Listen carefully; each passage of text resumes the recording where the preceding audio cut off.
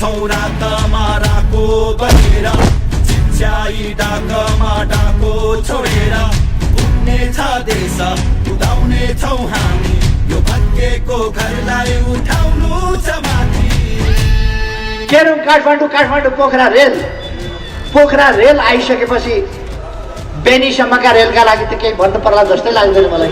होइन भने 76 सालभित्र नेपालको पानी जहाजले झन्डा हालेर कसरी सामान बोकेर हिँड्छ, कसरी मान्छे बोकेर हिँड्छ हामी देखाउँछौँ।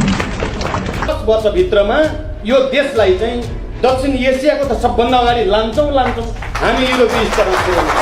सिलिन्डरको फेज समाप्त गरिदिन्छु, घरमा चुलामा पाइन्छ। Wake up to reality.